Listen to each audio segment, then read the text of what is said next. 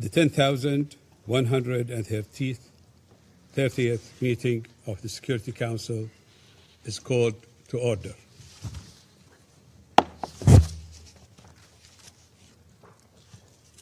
The provisional agenda for this meeting is the situation in the Middle East.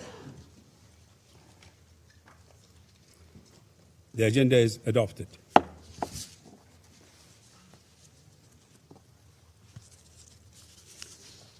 In accordance with the Rule 37 of the Council's Provisional Rules of Procedure, I invite the representatives of the Islamic Republic of Iran, Jordan, Kuwait, Qatar, Saudi Arabia, and the United Arab Emirates to participate in this meeting. It is so decided.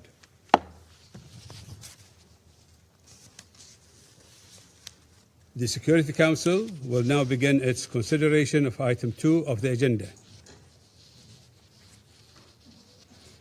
Members of the Council have before them document S/2026/273, which contains the text of a draft resolution submitted by Bahrain, Jordan, Kuwait, Qatar, Saudi Arabia, and the United Arab Emirates.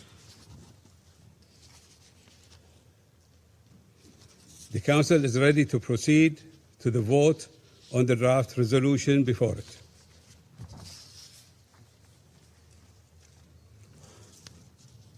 I now give the floor to those members of the Council who wish to make statements before the vote.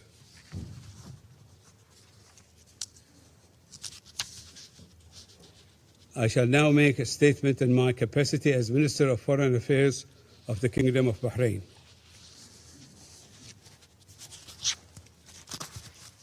كلمة.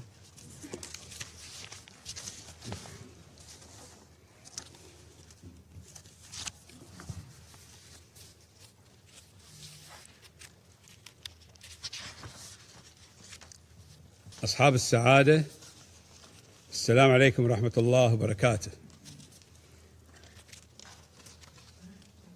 تتقدم مملكة البحرين وبالنيابة عن كل من دولة الإمارات العربية المتحدة والمملكة العربية السعودية ودولة قطر ودولة الكويت والمملكة الأردنية الهاشمية بمشروع القرار المعروض أمام مجلس الأمن اليوم، والمعني بتأمين الملاحة البحرية في منطقة الخليج العربي في استجابة حاسمة ومسؤولة لمواجهة تطورات خطيرة تمس أحد أهم الممرات المائية الحيوية للتجارة الدولية، وهو مضيق هرمز.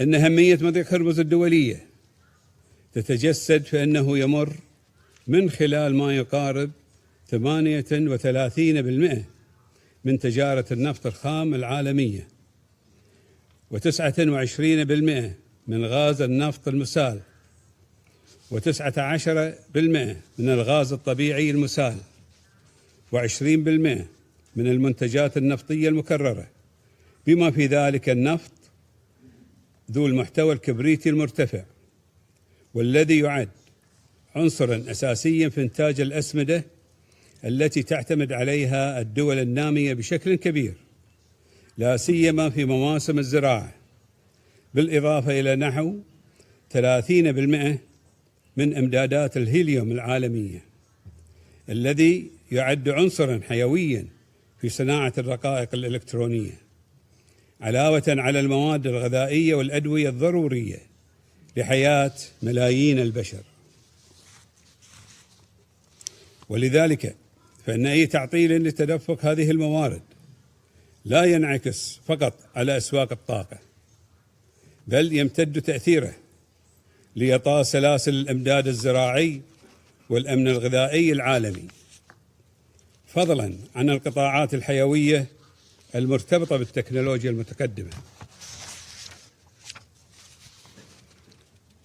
إن دول مجلس التعاون لدول الخليج العربية تمثل المصدر الأساسي لتدفق مصادر الطاقة إلى دول العالم، ما يجعل أمن مضيق هرمز مسؤولية دولية مشتركة تتجاوز الإطار الإقليمي لتلامس بشكل مباشر استقرار الاقتصاد العالمي. ولذلك نحن نقول وبصوت عال أمام مجلسكم المسؤول عن الحفاظ على الأمن والسلم الدوليين أن ليس من حق الجمهورية الإسلامية الإيرانية إغلاق هذا الممر المائي أمام الملاحة الدولية، وأن تحرم شعوب العالم من هذه المصادر الضرورية للحياة، منتهكة القانون الدولي ومعاهدة الأمم المتحدة لقانون البحار والمبادئ والقيم الأخلاقية والإنسانية. وإذا سمح مجلسكم الموقر اليوم بأن يبقى المضيق مغلقا، فإن الحال سيتكرر في مضائق وممرات مائية أخرى، ويتحول العالم إلى غابة تسود فيه القوة والقطرسة والهيمنة وعدم احترام القوانين الدولية. إن مشروع القرار المعروض على المجلس يأتي في ظرف بالغ الدقة والحساسية، حيث تواصل إيران اعتداءاتها غير القانونية بآلاف الصواريخ البالستية والطائرات المسيرة على دولنا، مستهدفة البنية التحتية المدنية والمنشآت الحيوية، بالإضافة إلى أمن الملاحة، في انتهاك صارخ لميثاق الأمم المتحدة وأحكام القانون الدولي، ولا سيما القانون الدولي الإنساني، وتهديد مباشر للسلم والأمن الإقليمي والدولي، ومخالفة صريحة لقرار مجلس الأمن 2817 الصادر منذ 30 يوما فقط، وقرار مجلس حقوق الإنسان L38 الصادر منذ أسبوعين.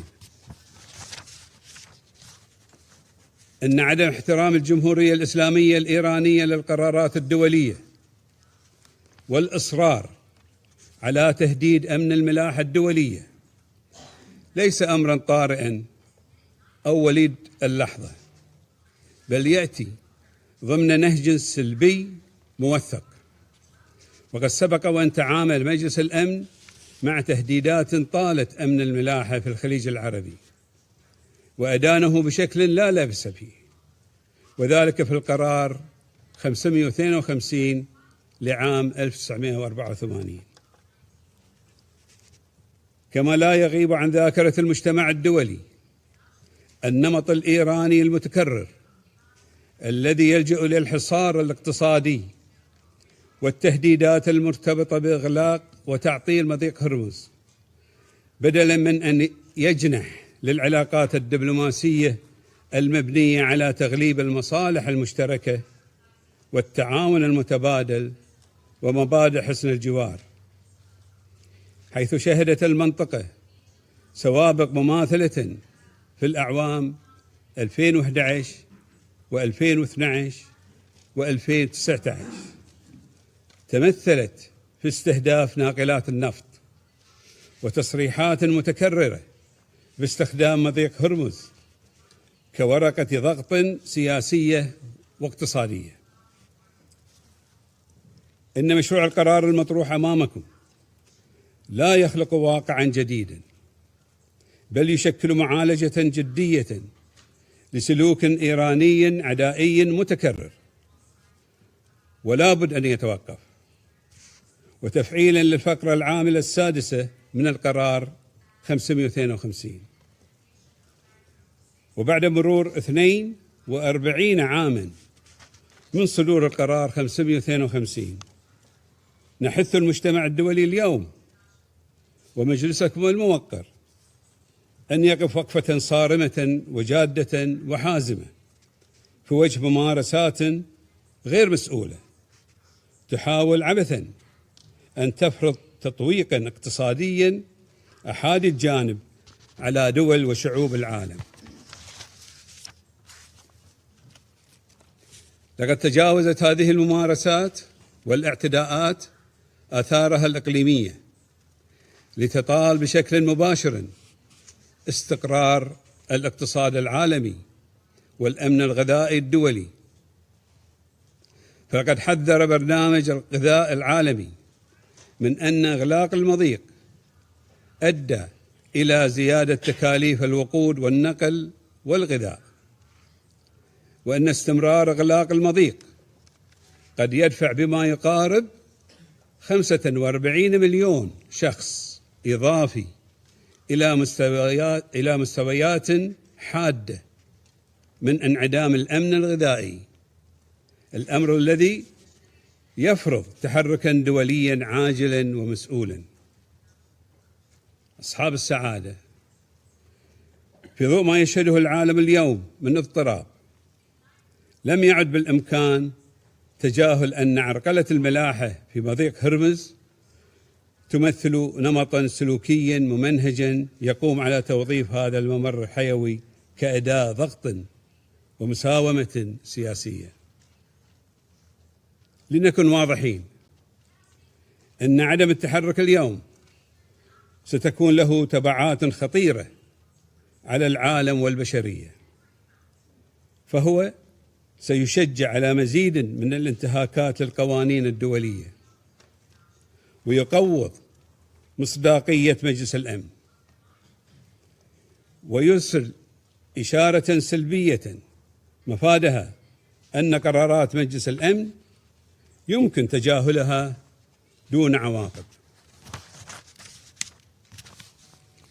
أن الأزمة الاقتصادية والإنسانية التي نواجهها اليوم تفرض تساؤلا جوهريا على مجلس الأمن والمجتمع الدولي. هل سيقبل المجتمع الدولي أن يكون رهينة لمحاولات الابتزاز الاقتصادي من أي طرف كان؟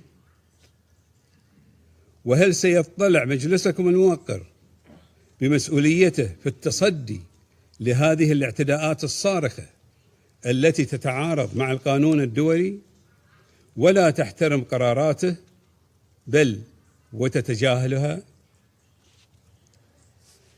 أما اعتماد هذا القرار من مجلسكم الموقر اليوم فسوف يبعث برسالة قوية وموحدة بأننا نقف صفا واحدا لصون القانون الدولي، وبأننا سوف نحمي الأرواح المدنية والتجارة العالمية والأمن الغذائي، وبأننا سوف نصون سلاسل الإمداد الحيوية للتكنولوجيا المتقدمة بما يكفل استمرار التقدم التكنولوجي العالمي لرفاهية البشرية، وبأننا لن نسمح بتهديد الممرات المائية الدولية الحيوية أو إغلاقها.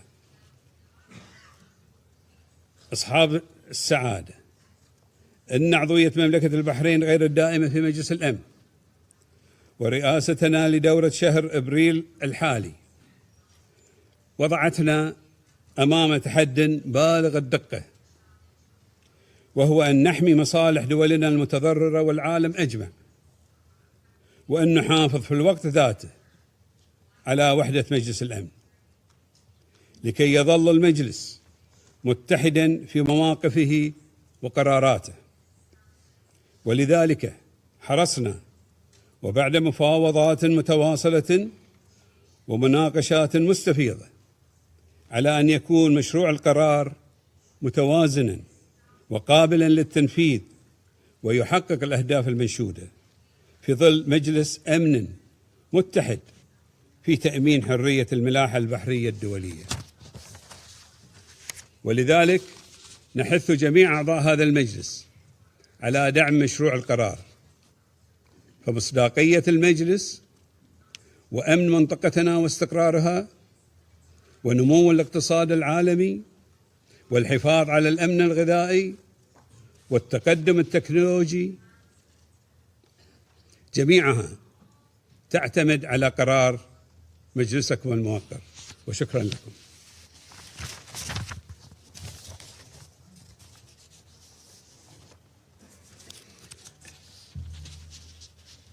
I shall now make a statement.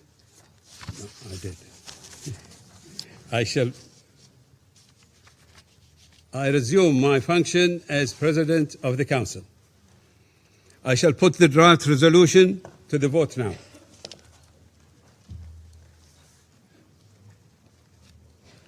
Will those in favour of the draft resolution contained in document S/2026/273 please raise their hand.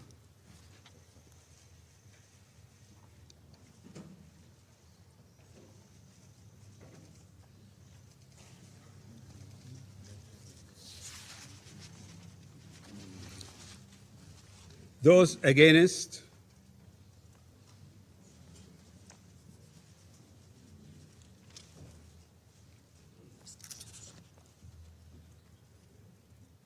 Abstentions?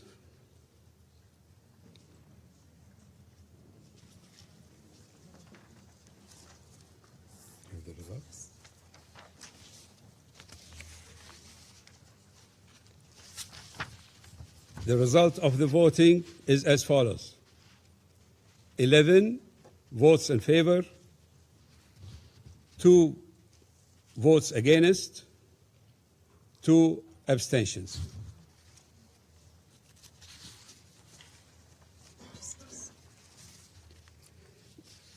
The draft resolution has not been adopted owing to the negative vote of a permanent member of the Council.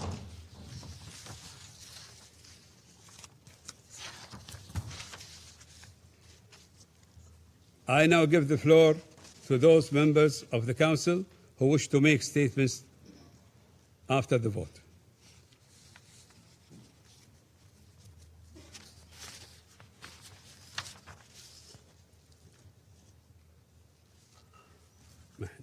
I shall now make a statement in my capacity as Minister of Foreign Affairs of the Kingdom of Bahrain.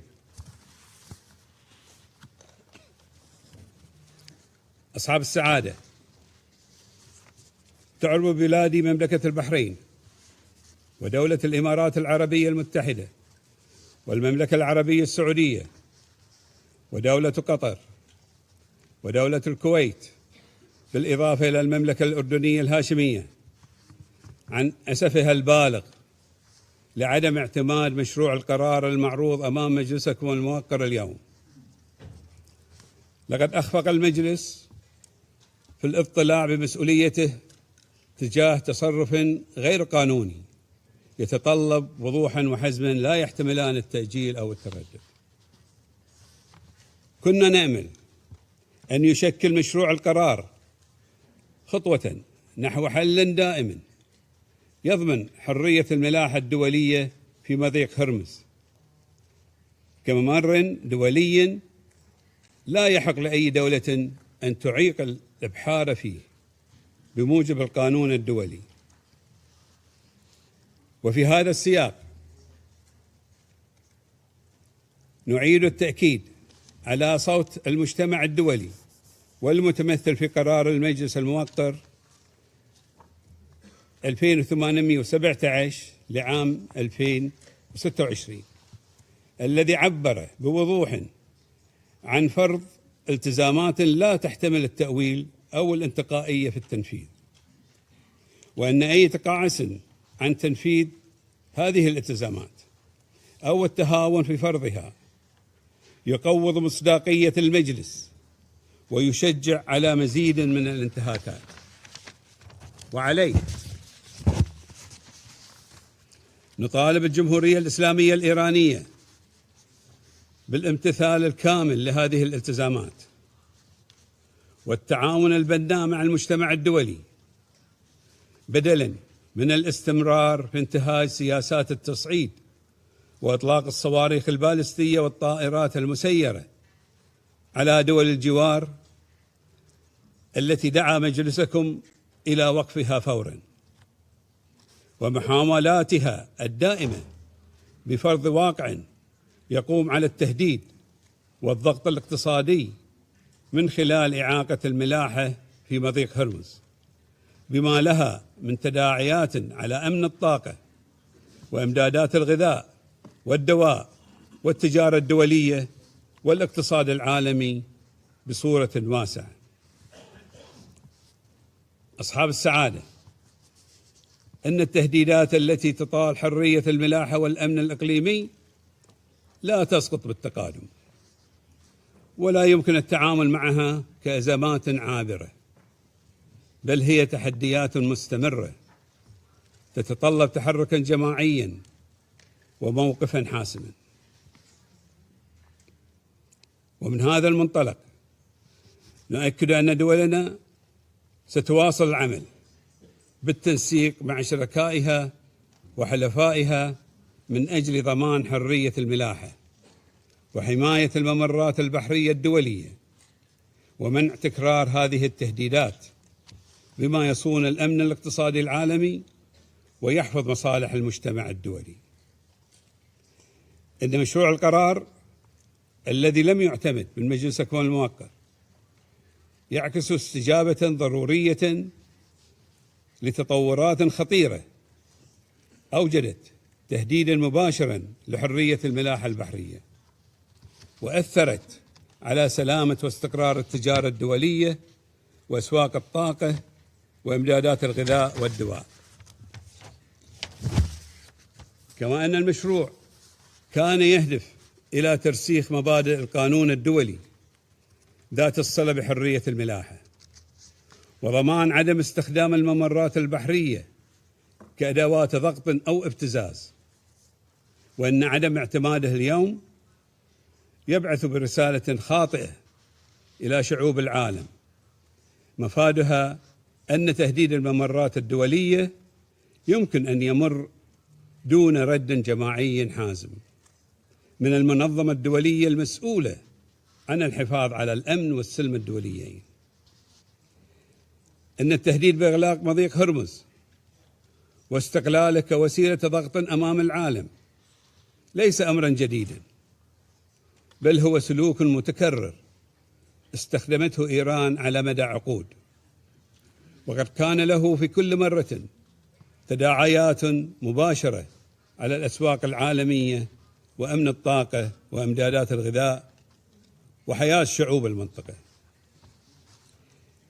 إننا نعتبر أن تهاون المجلس في التعامل مع هذه التداعيات بحزم لن يؤدي إلا إلى ترسيخ هذا النمط من السلوك غير المسؤول المخالف للقوانين الدولية، وتوسيع نطاق مخاطره بما يهدد بشكل مباشر استقرار النظام الدولي ككل. إن منطقة الخليج العربي ليست بعيدة عن دولكم، لا جغرافيا ولا اقتصاديا، بل هي في صميم استقراركم وازدهاركم، فأمنها هو أمنكم جميعا. ودول الخليج لا تكتفي بتأمين إمدادات الطاقة التي تحرك الاقتصاد العالمي، بل تسهم في استقرار الأسواق وتدعم سلاسل الإمداد، وتعد شريكا تجاريا واستثماريا موثوقا، ولا سيما للدول النامية ودول الجنوب العالمي التي تجد نفسها في الخط الأمامي المتضرر من هذه الأزمات، وتتحمل بشكل غير متناسب كلفة أي اضطراب في سلاسل الإمداد وأسواق الطاقة. كما تساهم دولنا في تطوير الصناعات المستقبلية بما في ذلك سلاسل الطاقة والتقنيات المرتبطة بها، وتحتضن مجتمعاتها كفاءات من مختلف دول العالم، حيث يعمل أبناءكم جنبا إلى جنب مع أبنائنا في بيئة قائمة على الأمن والكرامة والفرص المتكافئة والمستقبل المنشود. أصحاب السعادة، أن عدم اعتماد مشروع القرار لا يغير الحقائق على الأرض، ولا يحمي البحار المدنيين، ولا أمن سلاسل الإمداد العالمية، ولا يضمن التدفق الحر للطاقة والتجارة، ولا يعفي المسؤولين عن انتهاكات القانون الدولي من المساءلة، بل يثير تساؤلات جدية حول قدرة هذا المجلس على الاطلاع بمسؤوليته الأساسية في حفظ السلم والأمن الدوليين. وليكن واضحا للجمهورية الإسلامية الإيرانية أن الهجمات المستمرة التي تشنها ضد السفن التجارية ومحاولاتها عرقلة المرور العابر المشروع عبر مضيق هرمز تشكل انتهاكا صارخا للقانون الدولي ومعاهدة الأمم المتحدة لقانون البحار، وتهديدا مباشرا للأمن والسلم الدوليين، وأن عدم اعتماد هذا القرار لا يضفي شرعية على هذه الأفعال المضرة بمصالح دول وشعوب العالم، ولا يضعف الالتزامات القانونية القائمة، ولا ينتقص من حق الدول في اتخاذ ما يلزم فرديا وجماعيا دفاعا عن سيادتها وأمنها واستقرارها ومصالحها ومصالح دول وشعوب المنطقة، بما يتسق مع المادة 51 من ميثاق الأمم المتحدة، كما ورد بناء على قرار مجلسكم 2817. أصحاب السعادة، تأسف مملكة البحرين بأن المجلس لم يرتقي أمام هذه الأزمة الخطيرة إلى مستوى وحدة الموقف والمهام الواجبة كما تفرضها مسؤولياته القانونية، بالرغم من التجاوب والتعاون الذي أبديناه تجاه التعديلات التي طلبت بعض الدول تضمينها في مشروع القرار، حرصا منا على وحدة المجلس.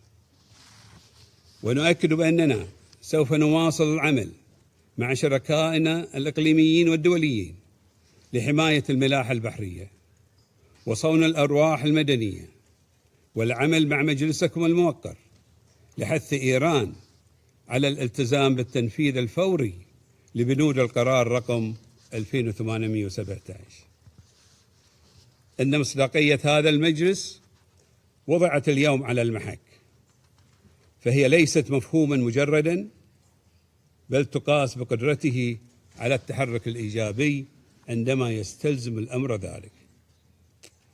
أما المسؤولية فهي لا تزال قائمة، وستواصل مملكة البحرين الاطلاع بها إلى جانب كل من يلتزم بالقانون الدولي ويؤمن بالعدالة وحق الشعوب في العيش بكرامة ومساواة دون خوف من المستقبل. وشكرا لكم.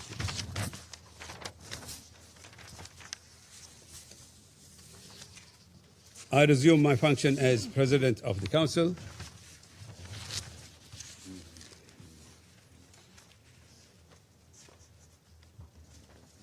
I give the floor to the representative of the United States. Thank you, Mr. President, for your statement. In mine, I want to be clear. I want to be very clear that the United States stands with Bahrain. The United States stands with the people of the Gulf at this moment of reckoning. Colleagues, this is a time for choosing, and the countries that just opposed this resolution, led by the Kingdom of Bahrain, have chosen to oppose them.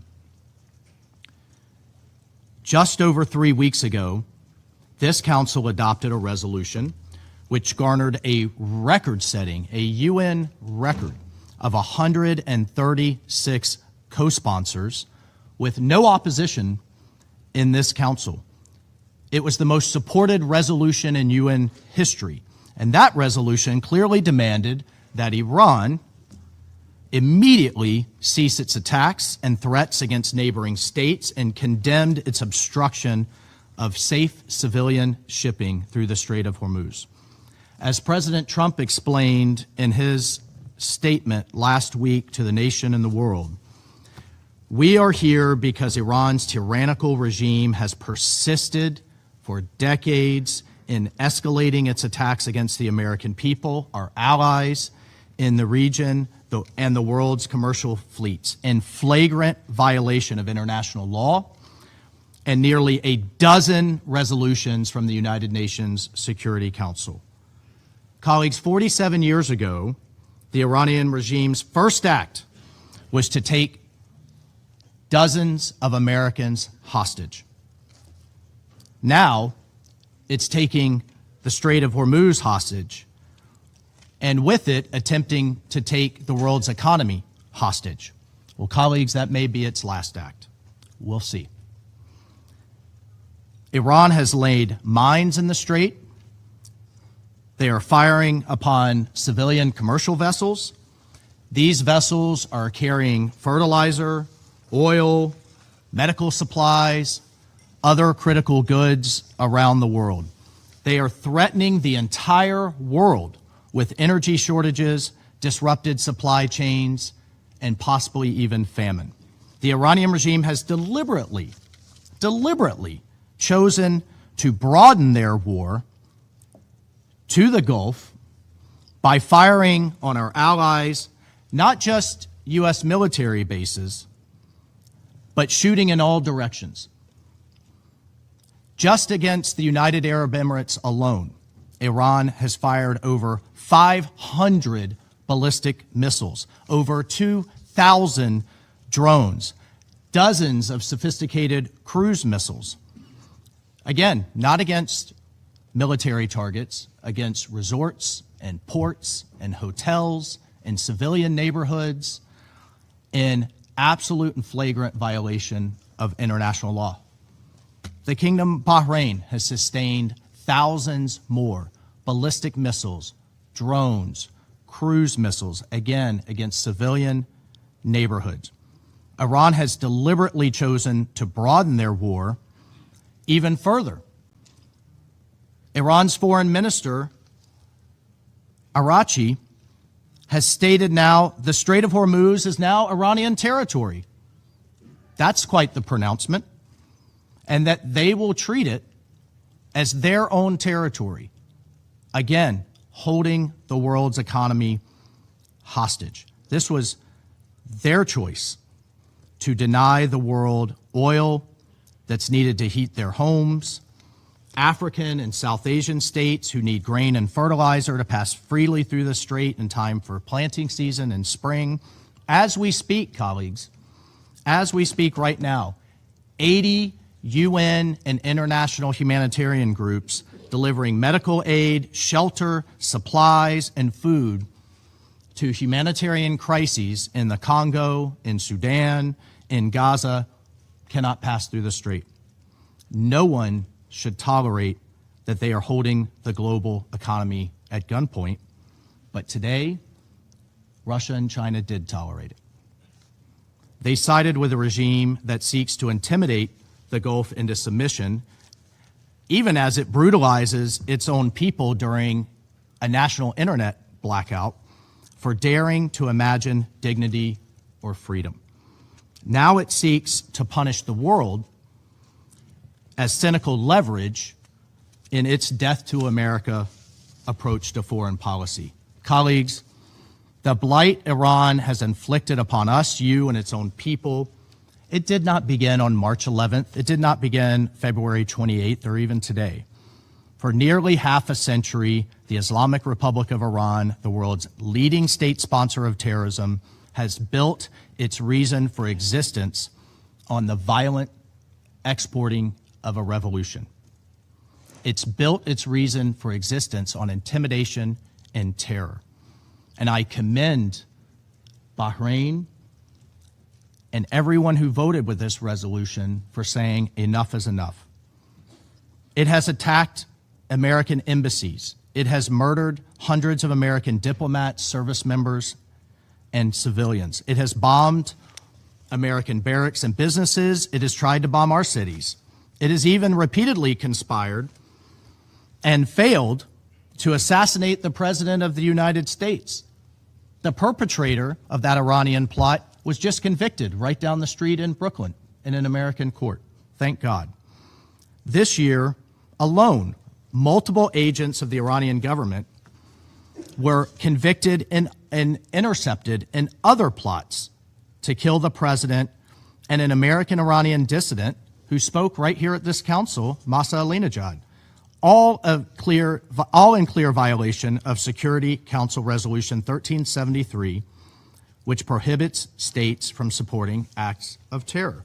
47 years and counting, colleagues, Iran has campaigned against peace in the region by any means necessary. Just this January, it slaughtered tens of thousands of its own citizens, as we discussed right here in this council. But yet, the regime then promised no more executions on its citizens. But what are they doing? Violating that promise, and instead are slaughtering, on average, one Iranian per day. People who dare to protest their own government. Iran has also armed terrorist proxies, targeted civilians, strangled shipping lanes, and destabilized governments. As a 2019 UN Secretary General report affirmed, it has hidden and encouraged its proxies to hide behind civilians and civilian infrastructure to attack Americans and our allies. The Secretary General himself affirmed Iran hides military hardware in hospitals and schools and civilian neighborhoods for propaganda purposes in the most sick and despicable way. Don't take that from me. Take that from the Secretary General and his own report. And now, according to the UN's UNICEF, the IRGC is openly recruiting children as young as 12 to be child soldiers. Right now, as their country suffers, they are spending millions per day to enforce an internet blackout on those same civilians and those same children that they are executing for daring to protest. Why is all of this happening? Because regional peace is a threat to Iran. Apparently, it's not good, or apparently it's bad for China and Russia too. It exposes the Iranian regime for what it is, which is a dictatorship punching at the kneecaps of its neighbors who have realized a better future for their people. Just across the Strait of Hormuz, cities like Dubai, Doha, and Manama, and Riyadh beckon the Iranian people for a better future. That's the threat, colleagues. That's what the regime doesn't want to see for its own people. Right across the Gulf, there is a brighter, better future, a different model. And they will not have it, and they're attacking it at every turn. I recently heard, colleagues, from an Iranian dissident, one who has been repeatedly harassed, threatened, and is in hiding. This Iranian dissident told me, do you know what the Iranian people fear the most? They fear that America will stop. They fear that we'll stop too soon. And that a new future, this is from the dissident, a new future, one who looks like what its Gulf neighbors have provided, will not come for them. Well, today, colleagues, certain countries stood in the way of that future, and the United States voted to protect that future. Mr. President, it is not lost on us that as we speak, your people, our allies across the Gulf, and American service members in the region are under a barrage of Iranian missiles and drones. They and you have shown great bravery. It is sad and unfortunate that Russia and China have not. We have long known that these countries are capable of paralyzing the Council through obstruction and manufactured confusion. Today's veto marks a new low, and it shows just how frightening a safer, more secure, more united Middle East can be. Colleagues, the rejection of this resolution will be explained today. You will hear today a number of excuses. You will hear that this was part of the U.S. campaign to ensure that the world is free of Iran's nuclear program. I will note today's result does not restrict the United States to continue to act in its own self-defense and in the collective defense of our allies and partners, and President Trump will continue the actions necessary to defend our people and the free world. The request from Bahrain and from the region was not unreasonable. They engaged every country on this council and took their inputs and thoughts on board. It was a simple resolution. Iran must stop attacking the Gulf, stop threatening its neighbors, and reopen the Strait of Hormuz.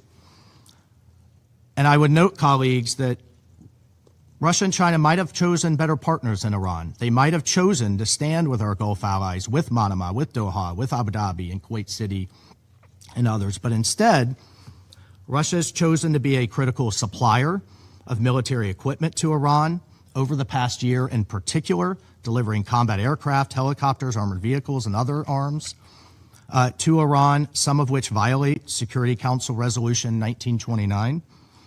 Iran likewise has supplied Russia with hundreds of attack UAVs and UAV technology for use in Ukraine, including transfers before October 2023, and therefore in violation of Security Council Resolution 2231, which placed an arms embargo on Iran, voted by this council. And in September 2024, Iran began delivering hundreds of close-range ballistic missiles to Russia.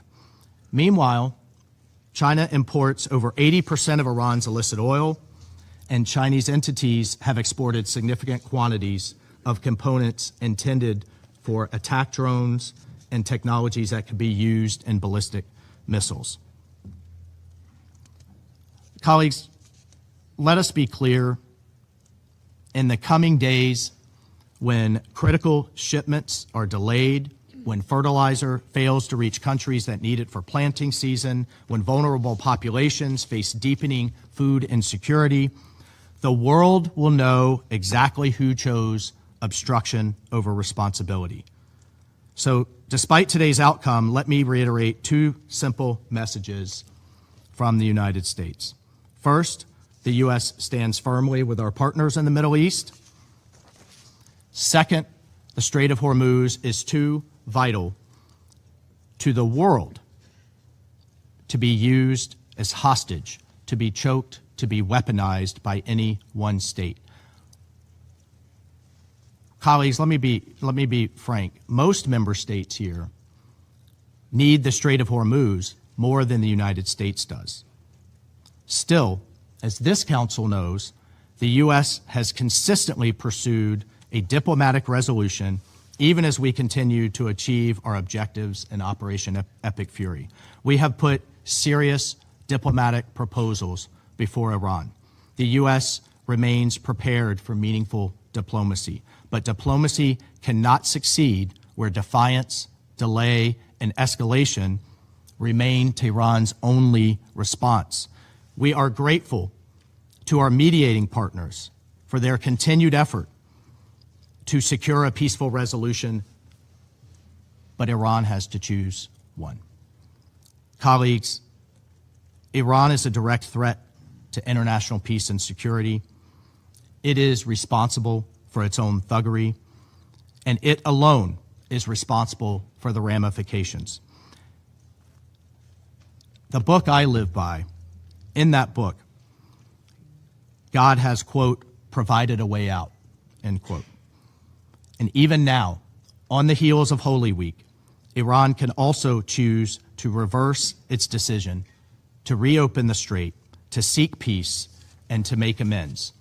But until then and afterwards, we call on responsible nations to join us in securing the Strait of Hormuz, protecting it, ensuring that it remains open to lawful commerce, to humanitarian goods, and the free movement of the world's goods. Mr. President, the United States and its allies will protect our interests, our people, and a better future for all, even while members of this council partnered with the Iranian regime, work to do the exact opposite. I thank you. I thank the representative of the United States. I give the floor to the representative of Panama. Gracias, señor presidente. Panamá saluda el liderazgo de Bahrein por presentar y conducir este proceso de negociación, así como los esfuerzos que ha realizado para acercar posiciones entre los miembros del Consejo.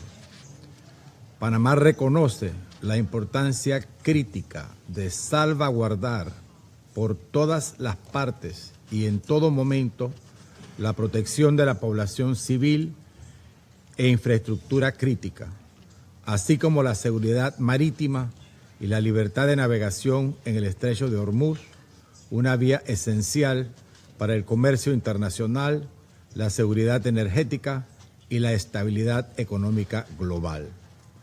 Reiteramos nuestra solidaridad y respaldo con los países del Golfo y con todos aquellos afectados por ataques contra la infraestructura civil y la navegación internacional en esta importante zona estratégica, en el contexto de una escalada que no fue iniciada ni buscada por estos estados y cuyas consecuencias hoy enfrentan directamente.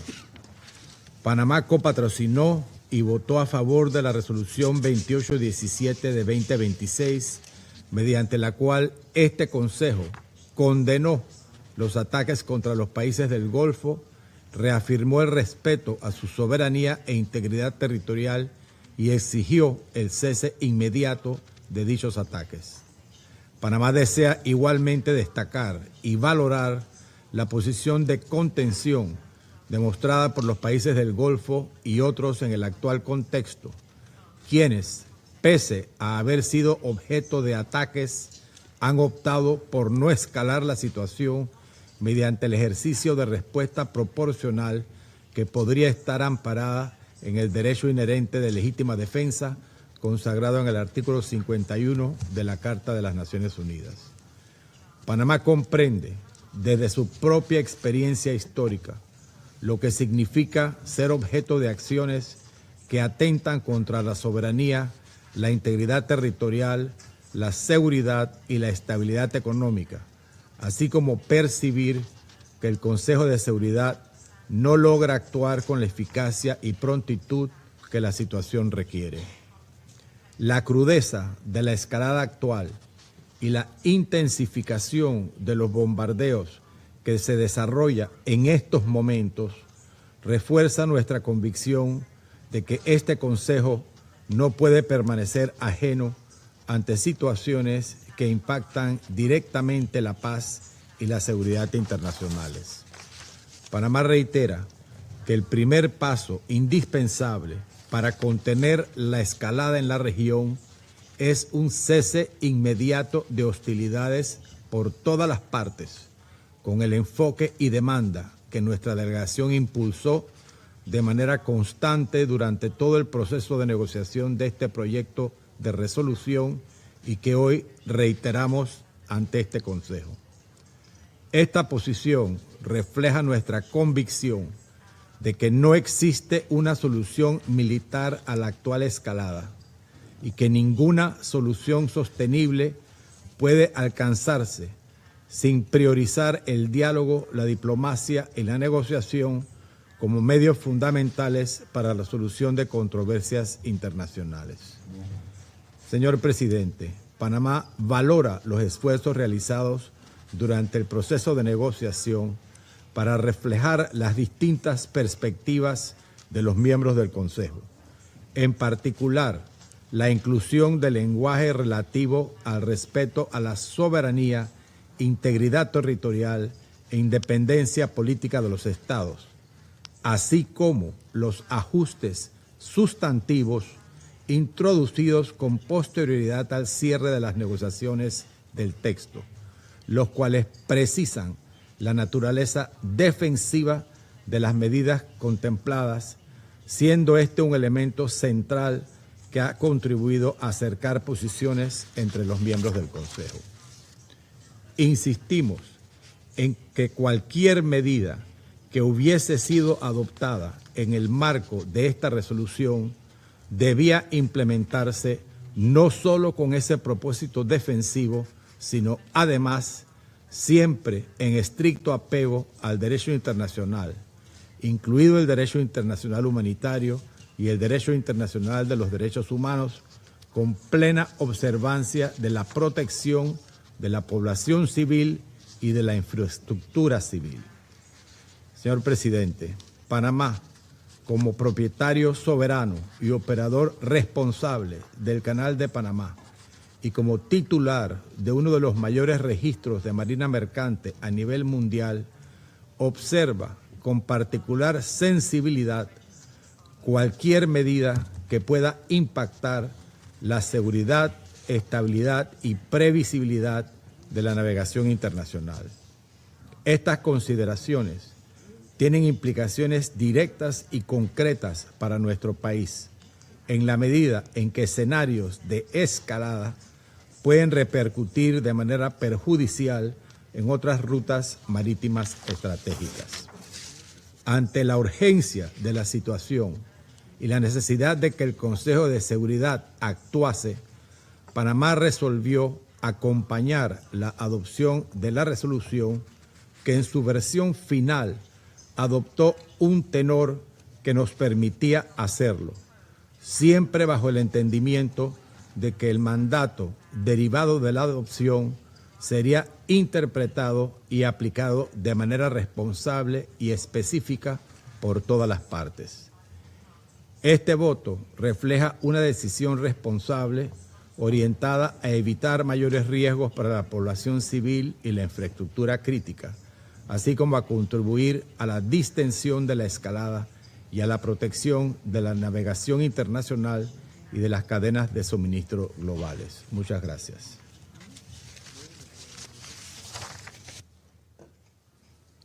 I thank the representative of Panama, and I give the floor to the representative of Colombia. Señor presidente, Colombia observa con profunda preocupación la evolución de la situación en el Medio Oriente, que registra ya su sexta semana sin señales claras de desescalada.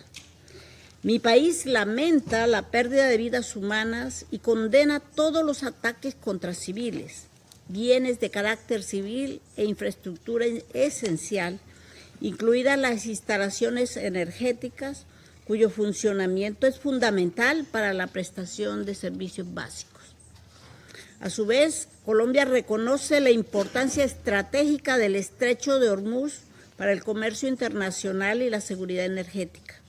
Las afectaciones a la seguridad marítima tienen impactos que trascienden la región y afectan especialmente a los países en desarrollo.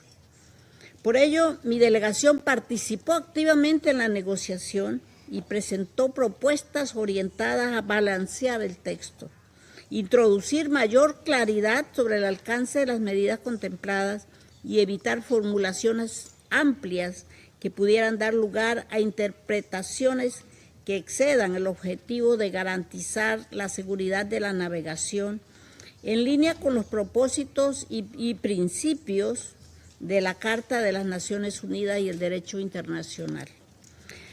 Reconocemos a Bahrein los esfuerzos realizados para atender algunas de las posiciones y preocupaciones expresadas por los miembros del Consejo. No obstante, persisten aspectos sustantivos que no fueron plenamente resueltos y frente a los cuales mi país aún tiene serias preocupaciones. En especial, mi delegación considera que el texto continúa siendo selectivo, desbalanceado y ambiguo. Asimismo, a Colombia le inquieta que la falta de precisión jurídica del texto puede prestarse a interpretaciones que excedan el objetivo previsto y tener implicaciones más amplias para la estabilidad regional, incluyendo el riesgo de ampliar el conflicto o incentivar dinámicas que podrían involucrar a más actores en una situación ya de por sí altamente volátil. Por esto y por considerar que el texto que examinamos hoy está lejos de aportar a una solución negociada, Colombia votó en abstención. Mi país considera que en el contexto actual el Consejo debe enviar mensajes claros, orientados a la contención y a la prevención de una mayor escalada. Asimismo, Colombia considera fundamental dar espacio a los esfuerzos de mediación en curso. En ese sentido, medidas que intensifican la dinámica de confrontación corren el riesgo de socavar esas oportunidades y de dificultar avances hacia soluciones negociadas y sostenibles. Lamentamos que el Consejo de Seguridad haya perdido la oportunidad de brindar una respuesta unificada que contribuyera efectivamente a apaciguar las tensiones y abrir espacios para la paz. Reafirmamos nuestra solidaridad con los colegas de Bahrein, del Golfo y de todos los países de la región. A su vez, reiteramos el llamado urgente a un cese de hostilidades, al respeto del derecho internacional y a privilegiar el diálogo como una única vía para resolver esta crisis, porque la paz está por dentro. Muchas gracias. Representative of Colombia for the statement. I give the floor to the representative of Pakistan. Thank you, Mr. President. At the outset, let me reiterate Pakistan's continued and unwavering support and complete solidarity in these challenging times with the brotherly kingdom of Bahrain and other fraternal GCC countries, the Kingdom of Saudi Arabia, Qatar, Kuwait, United Arab Emirates, and Oman, as well as Jordan, countries that are not parties to the ongoing conflict in the Middle East, but are directly suffering from its consequences. Pakistan supports the sovereignty, territorial integrity, political independence, and security of all brotherly countries in the region. President, the Strait of Hormuz is an important international shipping route for goods and energy. Pakistan calls for the security of ships and crew members and the swift and safe passage of civilian ships and restoration of normal passage through the strait. The situation in the Strait of Hormuz is adversely impacting countries around the world, including Pakistan. The consequences for regional and global economy are evidently harsh, and ordinary Pakistanis are also suffering. South Asia, that is home to nearly a quarter of world population, is suffering. The ongoing situation in the Strait of Hormuz has resulted in one of the largest energy supply shocks in modern history. The impact is felt not only in terms of energy flows, but also fertilizers and other essential commodities, thus affecting food security, cost of living, and squeezing the livelihoods of the most vulnerable. If the military escalation and disruptions persist, the suffering will extend far beyond the region, translating into widespread economic hardship. We thank Bahrain for their hard work and extensive consultations on the draft resolution. We agree on the urgency of the situation and the fundamental premise of the draft resolution, which is the reopening of the Strait of Hormuz and normalization of the situation at the earliest. This is an important issue, not only for the GCC countries, but also for all other states in the region and beyond, including Pakistan. It is also logical, Mr. President, that any discussion or arrangement related to the Strait of Hormuz will have to take into account the legitimate interests of the GCC countries. Pakistan supported Resolution 2817 that was presented by Bahrain on behalf of the GCC last month. And we have consistently maintained that that resolution should be implemented in letter and spirit. However, we continue to believe that time and space must be allowed for ongoing diplomatic efforts to facilitate a return to dialogue and engagement. These efforts have been widely acknowledged and appreciated, including by the UN Secretary General and members of this Council. We would continue seeking a durable diplomatic solution of the prevailing situation. This is the fundamental foundation of our ongoing diplomatic efforts, which we are determined to continue to pursue. At this critical juncture, restraint, diplomacy, and dialogue must prevail. Pakistan has been actively engaged in diplomatic efforts towards that end in concert with its partners in the region and beyond.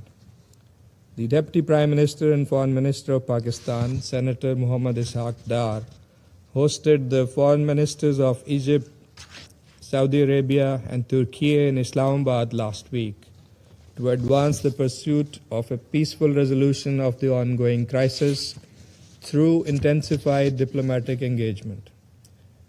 After the Deputy Prime Minister's meeting with His Excellency Mr. Wang Yi, the Foreign Minister of China, in Beijing last week, China and Pakistan announced a 5-point initiative with a sequenced roadmap encapsulating an immediate halt to hostilities, launch of inclusive peace talks, protection of civilians and critical infrastructure, restoration of maritime security in the Strait of Hormuz, and a firm reaffirmation of the UN Charter and international law as the indispensable framework for a lasting political settlement. President, our objective is clear: a permanent end to hostilities, containing the expansion of this conflict and preventing any further loss of civilian life or destruction of critical infrastructure. Pakistan remains committed to continue playing its constructive role in promoting dialogue, fostering understanding, and supporting all efforts aimed at achieving lasting peace in the region. I thank you. I thank the representative of Pakistan for the statement. I give the floor to the representative of France.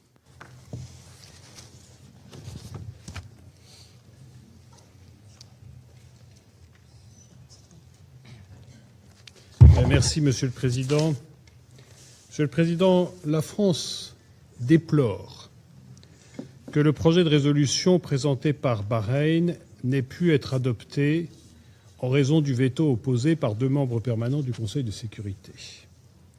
Nous tenons à remercier Bahreïn pour les efforts de consultation déployés au cours de la négociation de ce texte qui méritait l'appui de tout ce Conseil.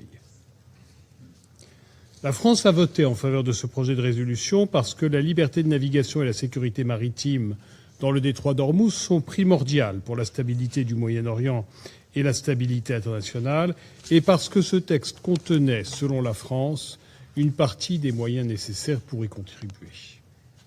Monsieur le Président, depuis plusieurs semaines, l'Iran bloque de fait le détroit d'Ormuz. La France a condamné les attaques iraniennes contre des navires commerciaux et a exprimé sa préoccupation face au risque de minage du détroit.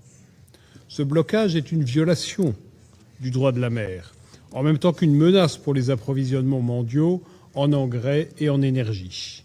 Les conséquences s'en font sentir pour toute l'économie mondiale, en particulier pour les populations les plus vulnérables. Ce blocage doit cesser, la liberté de navigation doit être rétablie.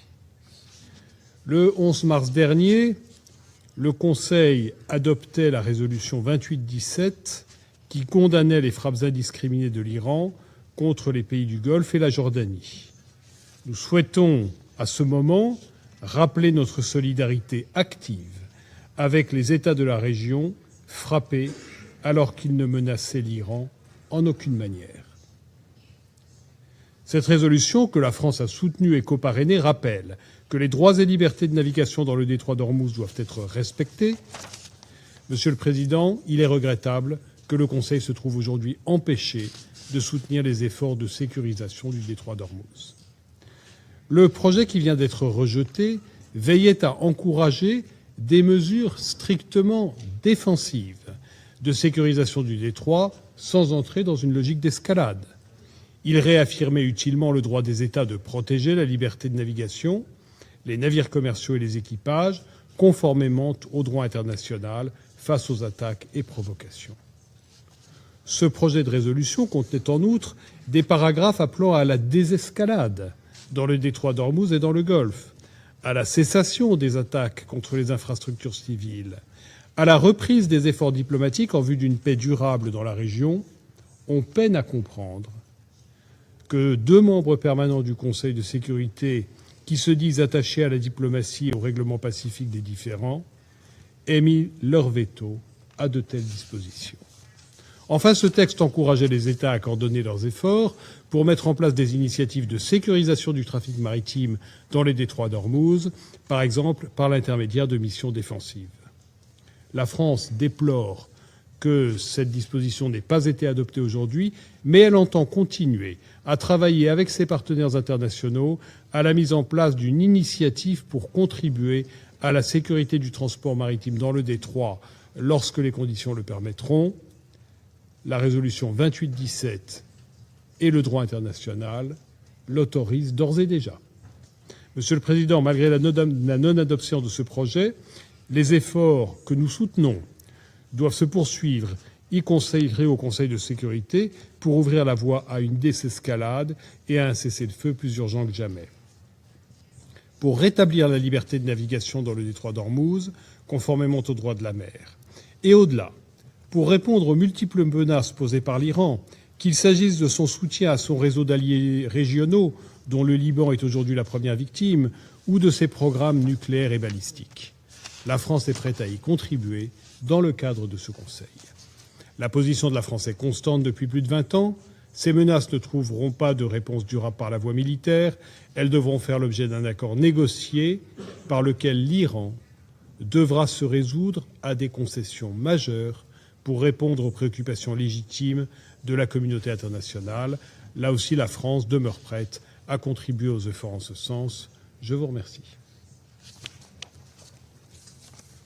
I thank the representative of France for the statement. I give the floor to the representative of Greece. Greece voted in favor of the resolution presented on behalf of Bahrain, Jordan, Kuwait, Qatar, Saudi Arabia, and the United Arab Emirates, reiterating its strong solidarity to the countries of the Gulf and reaffirming the importance of safeguarding freedom of navigation and maritime security in the Strait of Hormuz. On this occasion, I would like to thank Bahrain for their tireless efforts to drafting this resolution, and we regret that its adoption was not made possible today. The Strait of Hormuz remains one of the most critical maritime routes and a vital artery for global international trade and energy supply. Any disruption to its normal functioning carries immediate and far-reaching consequences for international peace and security. Freedom of navigation constitutes a public good. We have repeatedly condemned Iran's illegal and unprovoked attacks against the countries of the Gulf region and elsewhere. Any actions by Iran that jeopardize that unimpeded passage of commercial and merchant vessels through the Strait of Hormuz must cease immediately. Greece remains firmly committed to promoting maritime security and freedom of navigation in accordance with international law as reflected in the UN Convention of the Law of the Seas, UNCLOS. It is in this context that Greece today voted in favor of this resolution, which aim was and is to encourage the coordination of efforts defensive in nature to ensure the safe and unimpeded flow of maritime traffic through the Strait of Hormuz and to contribute to stability in global energy markets. All ships should enjoy the right of transit passage through the Strait of Hormuz in accordance with international law as reflected in the UN Convention of the Law of the Sea, which is rightly recognized as the Constitution of the Ocean and codifies customary international law and is thus binding by all states. In concluding, Mr. President, a de-escalation of hostilities remains of paramount importance, both with regards to the wider conflict and the situation in the Strait of Hormuz. All parties must exercise maximum restraint, prevent a further spiral of violence, and urgently work towards reopening credible channels of dialogue. Our aim must remain to find ways to return to the negotiating table with a view to a peaceful settlement in line with international law and the UN Charter. I thank you. The representative of Greece for the statement. I give the floor to the representative of Denmark. Thank you, Mr. President. Mr. President, Denmark voted in favor of this resolution. We did so with a grave sense of responsibility and a firm commitment to supporting all efforts to ensure freedom of navigation in the Strait of Hormuz and to bring the hostilities in the Middle East to an end. Denmark is deeply concerned by the continuous escalation across the region. For 5 weeks, this conflict has raged, bringing with it more death and destruction by the day and further destabilization of the already volatile and tense situation. Our vote today reflects our belief in the urgent need to address these developments. Mr. President, Iran's attacks continue unabated against countries in the region and beyond. Denmark strongly condemns these continued attacks, which must stop immediately, and we express our full solidarity with all the countries concerned. De-escalation and respect for international law, including international humanitarian law, are now more important than ever. All diplomatic efforts to reduce tensions must be pursued. We welcome any such efforts and call for negotiations to be resumed in good faith. We welcome the Secretary General's appointment of Jean Arnaud as his personal envoy to lead UN efforts on the conflict in the Middle East and its consequences. Mr. President, many aspects of this conflict have sent shockwaves across the globe. This is particularly true for the closure of the Strait of Hormuz, caused by Iran's actions. This closure is not only a disruption, but a dangerous escalation, measured in lives and livelihoods lost. Global growth and development depend on the freedom of navigation, the repercussions for the global economy, and, increasingly, for food security, in particular across developing countries, are enormous. As a great maritime nation, Denmark is committed to maritime security, to open sea lanes, and to the safety of all seafarers. Mr. President, Iran's actions near and around the Strait of Hormuz constitute a threat to international peace and security. Iran must immediately cease all attacks and any other attempts to impede lawful transit passage in the Strait of Hormuz. It is crucial to permanently restore safe passage and ensure freedom of navigation in the Strait of Hormuz, consistent with Security Council Resolution 2817 and the United Nations Convention on the Law of the Sea. That is why Denmark voted in favor of this resolution. While we strongly regret that it was not possible to adopt this resolution today due to the vetoes cast by 2 permanent members, Denmark remains committed to safeguarding peace, security, and stability in the Middle East. I thank you. I thank the representative of Denmark for the statement. I give the floor to the representative of Latvia. Thank you, Mr. President. Latvia voted in favor of the resolution submitted by Bahrain, and we express our regret that a positive outcome was not reached. It is profoundly troubling that certain members of this Council have chosen to obstruct a resolution designed to ensure the safety and security of navigation in the Strait of Hormuz and advance global stability. Just 3 weeks ago, the Council adopted Resolution 2817, co-sponsored and supported by Latvia, alongside an unprecedented number of countries. In it, the Council called upon Iran to refrain from interfering with international navigation. In the days and weeks that have followed, Iran has doubled down and effectively closed the Strait of Hormuz, shocking the global economy. The continued failure and refusal by the Iranian regime to comply with its obligations under international law, including its breaches of the United Nations Convention on the Law of the Sea, as well as its persistent non-compliance with binding resolutions of this body, constitutes not only a breach of international order, but leaves this Council with a responsibility to act. Mr. President, we must ensure maritime security and freedom of navigation in the Strait of Hormuz. It is categorically unacceptable for Iran, or any state for that matter, to use an international waterway as a bargaining chip and to hold the global economy hostage.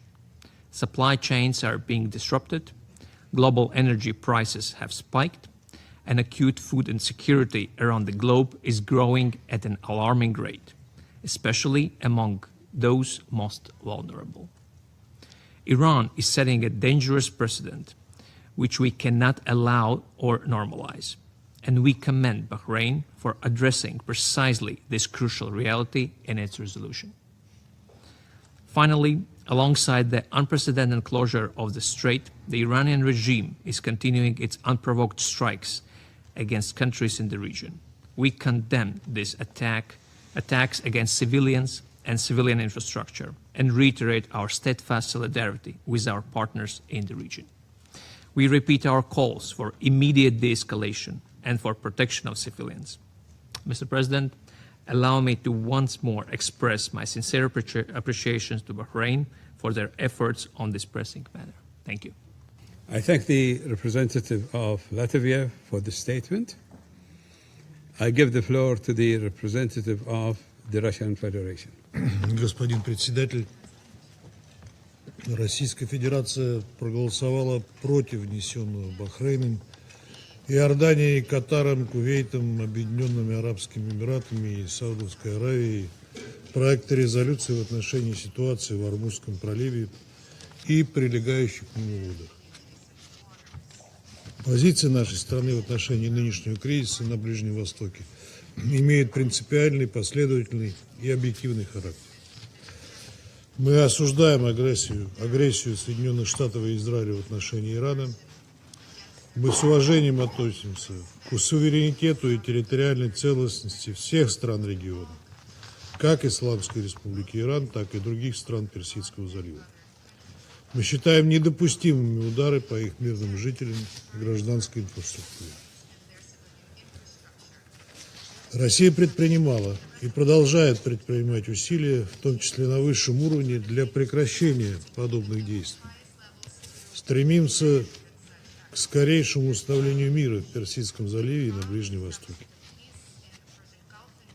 Однако Российская Федерация не могла поддержать текст, который создал бы опасный прецедент для международного права, международного морского права, любых мирных усилий, а также авторитета Совета Безопасности ООН. Еще при обсуждении резолюции Совета Безопасности 2817 мы призывали всех коллег по Совету к сбалансированному и объективному подходу. Аналогичные равноудаленные сигналы уже неоднократно транслировал генеральный секретарь ООН, призывающий Соединенные Штаты и Израиль прекратить войну, а Иран перестать атаковать соседей. Игнорировать первопричину кризиса на Ближнем Востоке, а именно незаконные и безрассудные действия Соединенных Штатов и Израиля в отношении Ирана, невозможно и недопустимо. К нам и генеральному секретарю тогда не прислушались. Тем не менее, понимая ситуацию, в которой находятся страны СС, АГПЗ и Иордания, мы воздержались при принятии резолюции 2817. Это решение далось нам нелегко. Однако на этот раз бахрейнские партнеры и их единомышленники пошли намного дальше, представив в корне неправильный и опасный подход к ситуации в регионе. По сути, почти каждый параграф предложенного ими проекта изобиловал несбалансированными, некорректными и конфронтационными элементами.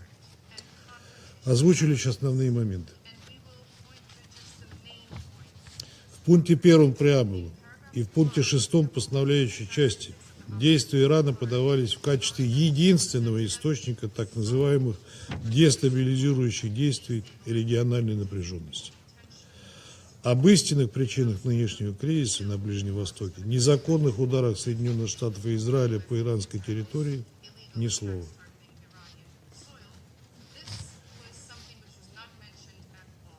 И это при том, что в пункте 3 преамбулы авторы сами указывали, что угрозы морскому судоходству в Ормузском проливе начали возникать именно 28 февраля 2026 года.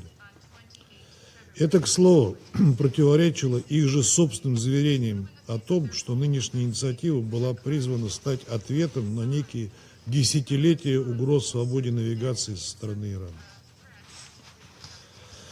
В пункте 6 преамбулы попытки помешать проходу судов через Ормузский пролив безапелляционно изображались в качестве угрозы международному миру и безопасности. Намеренно опускался тот факт, что значительная часть Ормузского пролива относится к территориальным водам Ирана.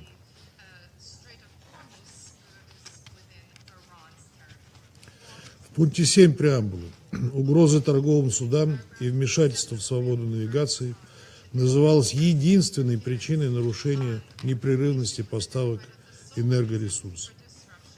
Опять же, без указания на первопричины кризиса, о которых откровенно сказал и сам президент США, публично признавший, что окончание боевых действий приведет к открытию Ормузского пролива.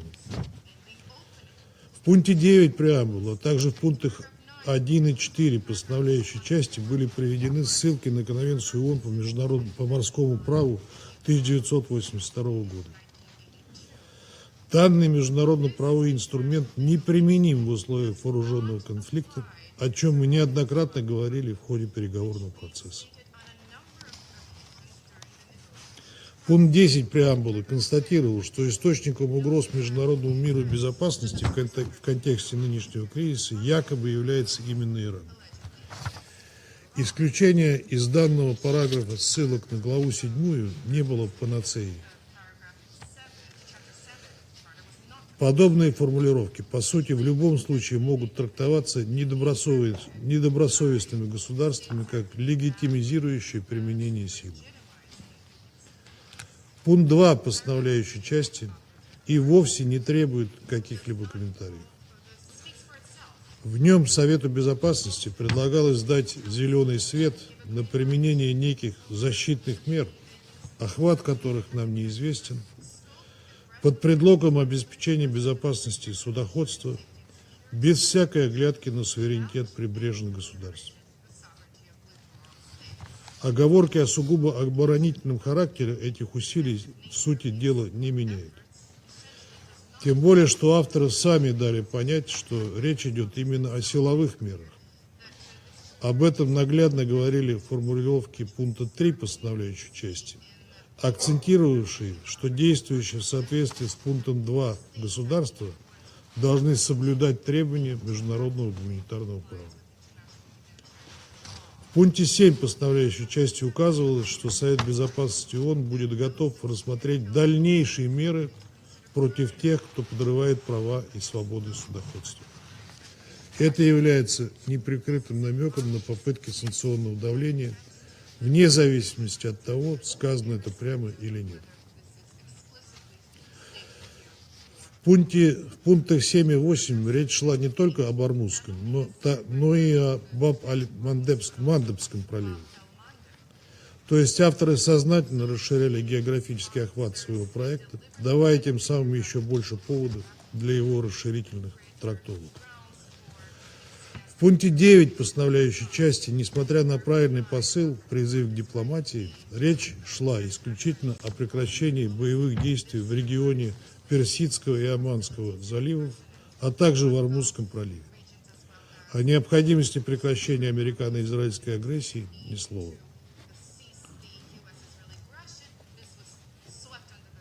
Господин председатель, в сухом остатке, сколько бы ни пытались авторы придать тексту заобщенные формулировки, его суть оставалась неизменной.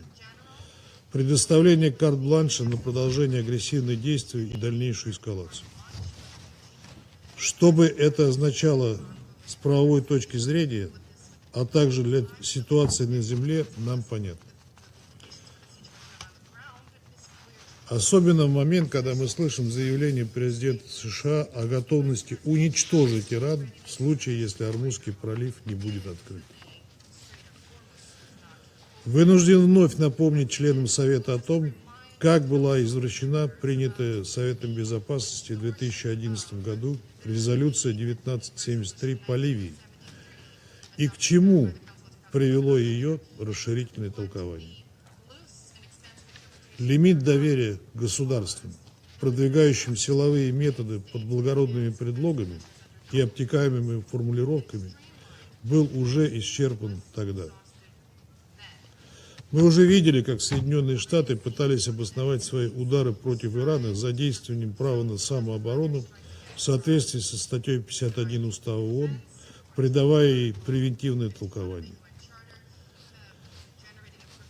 При всей нашей солидарности с арабскими странами, которые были подставлены Вашингтоном и стали жертвами трагедии в регионе, мы не можем не отметить, что попытка навязать правила игры в Ормузском проливе играла бы на руку только тем, кто хочет еще больше подорвать безопасность и стабильность на Ближнем Востоке и за его пределами.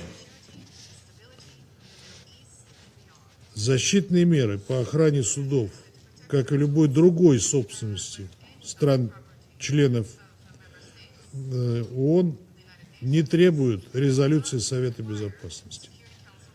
Достаточно ссылки на статью 51 Устава ООН, которая дает права осуществлять самооборону практически в любых условиях. Распространение операции по обеспечению безопасности в Ормузском проливе без согласия прибрежных государств – еще одна причина, по которой мы не смогли поддержать проект Бахрейна. Коллеги, принятие такого документа, игнорирующего широкий контекст ситуации, еще больше антагонизировало бы Иран, который и без того находится под ежедневными американо-израильскими ударами. На территории страны гибнет огромное количество мирных жителей. Их число приближается к 2000, четверть из которых женщины и дети. Убиты верховные лидеры и многие другие представители руководства страны. Атакам подвергается гражданская инфраструктура. Школы, больницы, университеты, энергетические и ядерные объекты, в том числе атомная электростанция Бушер, что грозит обернуться катастрофическими гуманитарными последствиями для Ирана и всего региона. Подчеркнем, что Совет Безопасности не согласовал ни строчки с оценкой этих нарушений международного права. And no excuses you will hear from us today, Ambassador Waltz. Я не буду подробно останавливаться на вопиющих двойных стандартах такого подхода. Однако он совершенно нелогичен, даже с точки зрения банального прагматизма.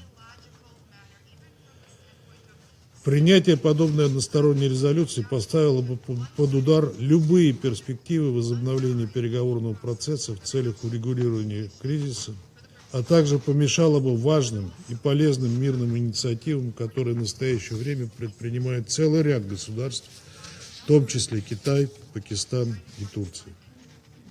Если бы Совет Безопасности занял навязывавшуюся ему позицию, то у Тегерана совсем не оставалось бы мотивации хоть в какой-либо форме вовлекаться в контакты с Вашингтоном, который уже дважды предал дипломатию в июне 2025 года и в феврале текущего года и начал наносить массированные удары по Ирану в разгар переговорного процесса. Господин председатель, с самого начала работы над документом мы вместе с китайскими коллегами доводили до бахрейнских авторов и остальных членов наши самые серьезные озабоченности в связи с данной инициативой.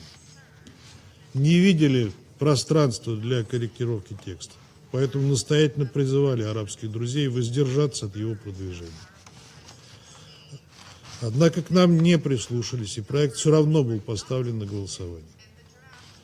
В этих условиях у нас не оставалось иного выбора, кроме как выступить против. Россия последовательно поддерживает обеспечение всеобъемлющей безопасности для морского судоходства во всем Мировом океане, открытие коридоров для Венесуэлы и Кубы, прекращение нападений на коммерческий флот любой страны. Аналогичным образом выступаем за беспрепятственное судоходство в Ормузском проливе. Однако решать эту задачу можно только с участием всех прибрежных стран, граничащих с этим важным транспортным коридором. Без Ирана это сделать невозможно. Призывая наших арабских и иранских друзей решить проблему движения судов напрямую, готовы содействовать таким контактам. Господин председатель, понимая озабоченности наших арабских партнеров в отношении вопроса свободы судоходства, мы совместно с Китаем предлагаем Совету Безопасности рассмотреть альтернативный проект резолюции Совета по текущей ситуации на Ближнем Востоке, в том числе с точки зрения морской безопасности. Уверена, что обеспечение подлинной свободы судоходства в проливе, столь необходимой для стран региона и всего мира, можно добиться только через прекращение боевых действий и достижение переговорного решения. Наш проект будет краток и в равноудаленном и сбалансированном ключе в соответствии с принципом международного права и Устава ООН, в частности о мирном разрешении споров. В этой связи сразу кладем его в синьку, о планах по голосованию сообщим дополнительно, рассчитываем на поддержку всех членов Совета Безопасности. Благодарю вас.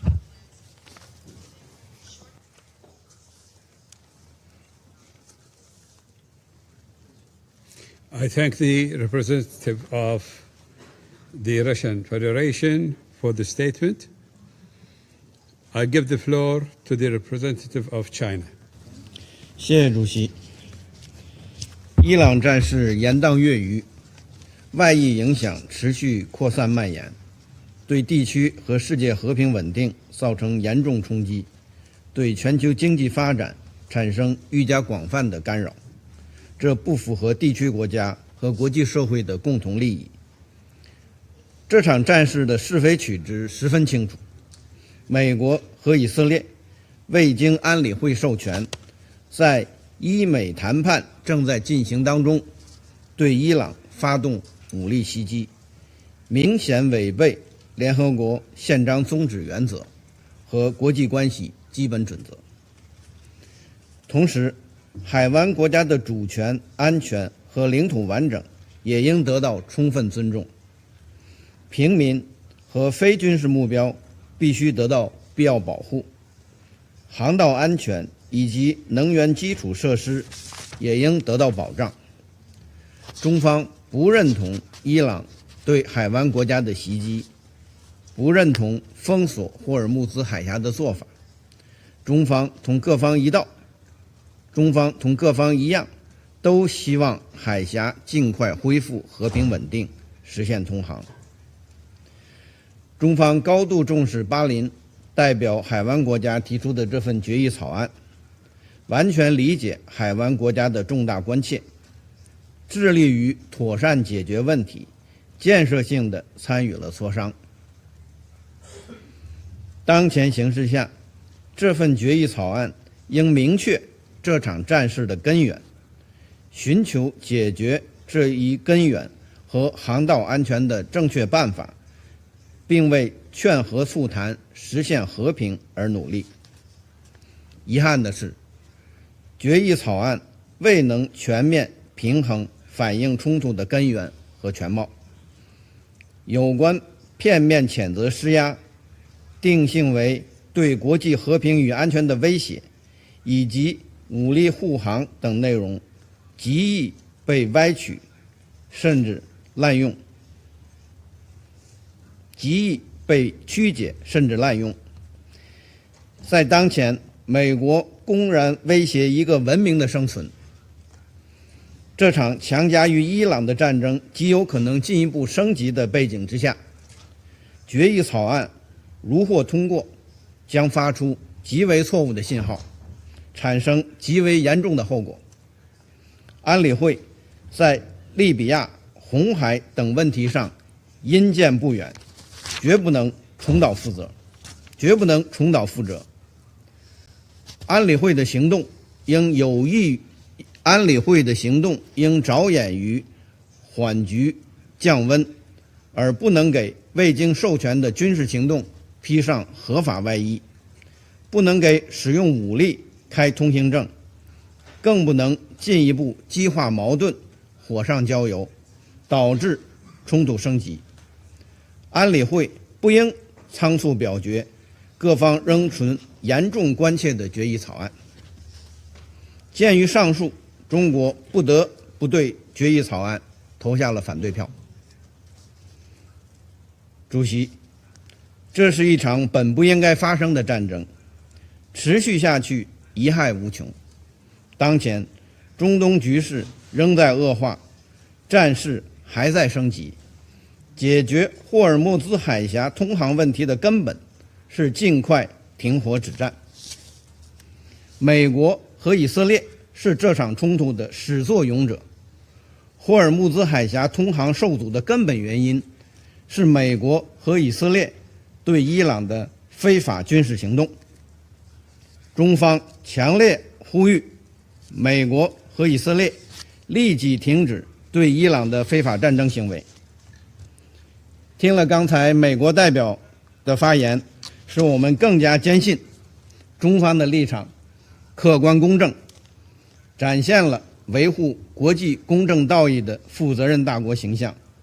我们所持的投票立场经得起历史的检验。与此同时，中方呼吁伊朗停止攻击海湾国家的有关设施，照顾海湾国家合理关切，着眼全球南方的共同利益，采取相应的积极举措，尽快恢复霍尔木兹海峡正常通航。中方赞赏巴基斯坦、埃及、土耳其、沙特为推动对话谈判、恢复地区和平所做的积极努力。中方赞赏并支持联合国在斡旋调解、缓解人道局势等方面所做的工作，期待有关努力尽快取得实效。这段时间，中方为恢复海湾和中东地区和平稳定做出了巨大的贡献。中方同有关各方密集协调、调解斡旋，中国和巴基斯坦共同发表关于恢复海湾和中东地区和平稳定的5点倡议，呼吁停止敌对行动，尽快开启和谈，确保非军事目标安全，确保航道安全，确保联合国宪章首要地位。中巴5点倡议是开放的，欢迎各国和国际组织响应与参与。考虑到各方对解决有关问题的需要，俄罗斯和中国共同提出了安理会决议草案。这一草案内容客观公正，致力于缓和紧张局势，呼吁对话谈判，维护航行权利与自由，希望得到安理会成员的支持。中方愿同各方一道，为早日恢复地区和平稳定做出更大的贡献。谢谢主席。I thank the representative of China for the statement. I give the floor to the representative of the United Kingdom. Thank you, Mr. President. and thank you for your leadership on this resolution. No country should be allowed to hold the world economy hostage. Yet that is exactly what Iran is doing, by denying the right of transit passage, a key navigational right under international law, as reflected in the United Nations Convention on the Law of the Sea. Today, Russia and China chose to shield their ally Iran rather than join international efforts to open the strait and avert risks to the global economy. We reject the claims made by Iranian Foreign Minister Araghchi last week that the efforts by the Council to open the strait will complicate the situation. It is Iran's actions that have closed the strait. This has already had dire consequences, and the longer this stranglehold continues, the worse this situation will get. In the last 24 hours, we have heard only 9 vessels pass through the Strait of Hormuz, an international shipping route that would normally see up to 150 vessels a day. The World Food Programme has estimated that this hostile act could push 45 million more people into extreme hunger by June. We supported Bahrain's initiative, and it is deeply regrettable that this resolution did not pass. The United Kingdom is already supporting our allies in the Gulf to defend themselves, in accordance with the existing and inherent right to individual and collective self-defense. We all want to see the de-escalation of tensions in the Strait, and we welcome current diplomatic efforts underway and stress the importance of respect for international law, including the international law of the sea as reflected in the UN Convention on the Law of the Sea. As my Foreign Secretary said last week, when the UK convened over 40 countries in support of the reopening of the Strait of Hormuz, we are determined to see every possible diplomatic, economic, and coordinated measure to get the straits reopened. We will not cease in these efforts. Thank you. I thank the representative of the United Kingdom. I now give the floor to the representative of the Islamic Republic of Iran. In the name of God, the compassionate and merciful, thank you, Mr. President. I congratulate Bahrain's presidency for this month. The draft resolution put before the Council was flawed, factually, legally, and politically. The draft is entirely one-sided, biased, and indefensible. It distorts the realities on the ground by falsely attributing responsibility to Iran, the victims of the aggression, while deliberately ignoring the root causes of the current crisis. The text unjustifiably and misleadingly portrays Iran's lawful measures in the Strait of Hormuz, which have been taken in the exercise of its inherent right of self-defense in accordance with the UN Charter, as threats to international peace and security. At the same time, the text seeks to legitimize subsequent unlawful action by the aggressors and their allies under pretext of safeguarding freedom of navigation and maritime safety in the Strait of Hormuz and the Persian Gulf.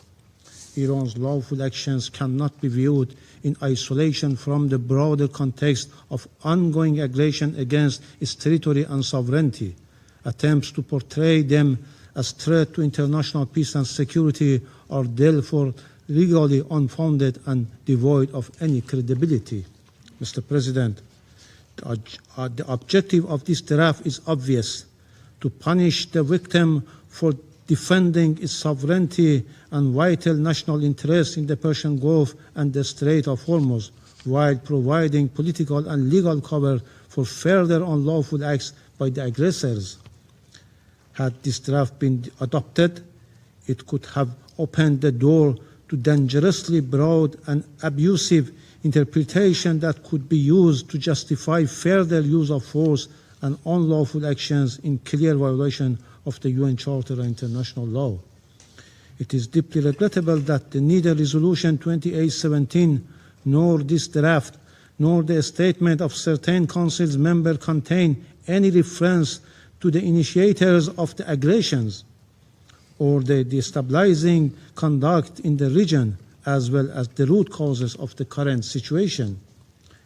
This clear omission reflects a persistent pattern to politicization and double standards with the Council.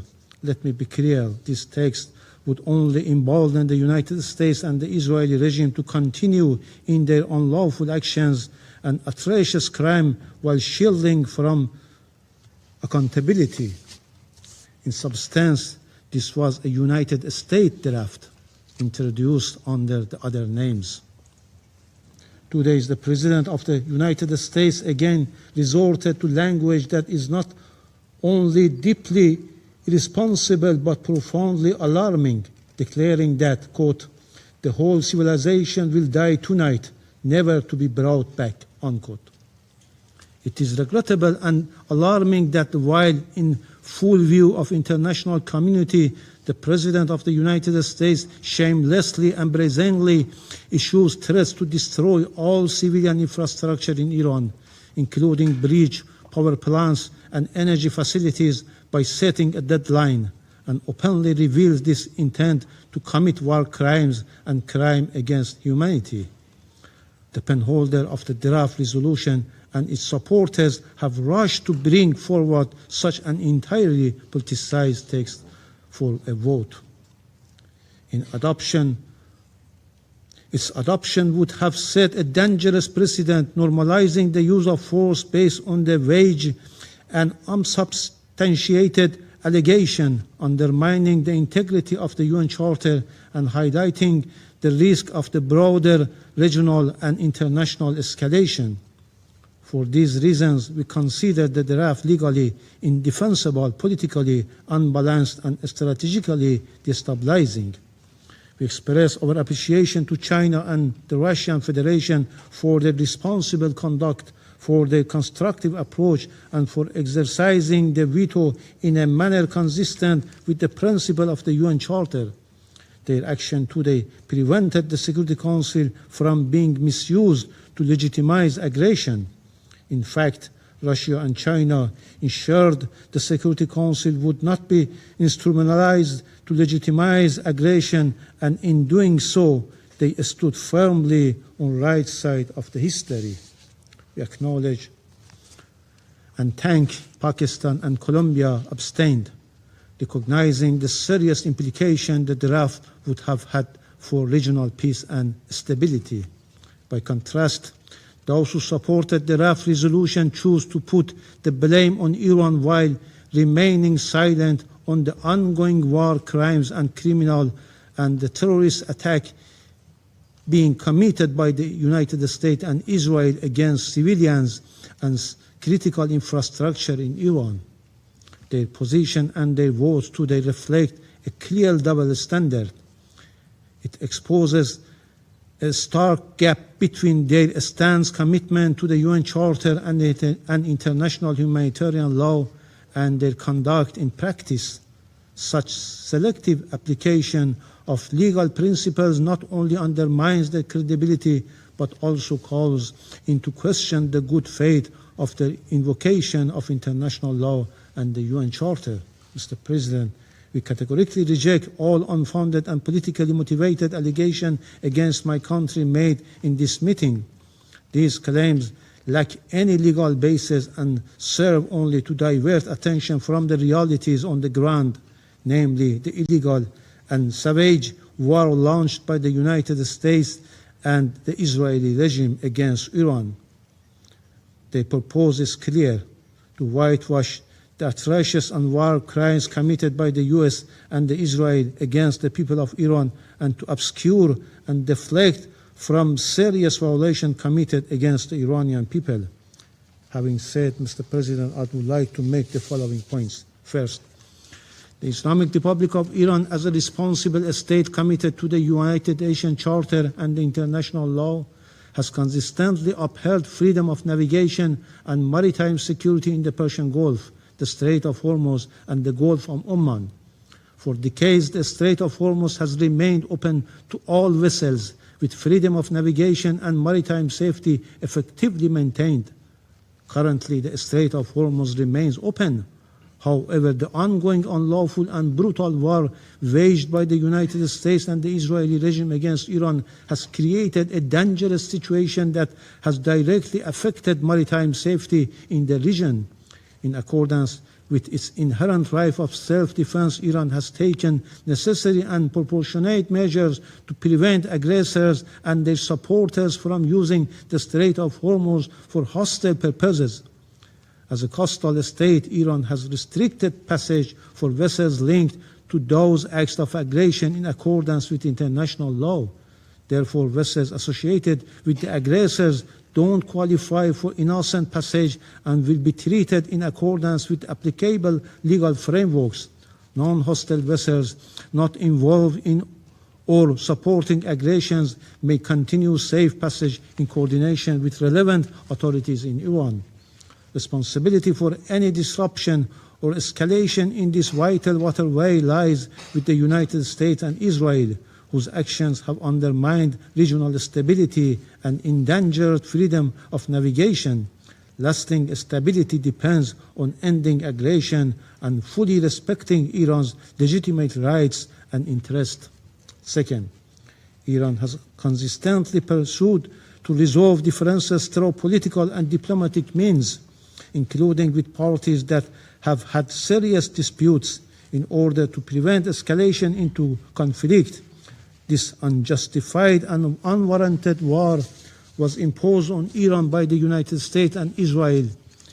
In June 2025, Iran was engaged constructively and in good faith in negotiation when it was attacked on the basis of unfounded allegations concerning its peaceful nuclear program.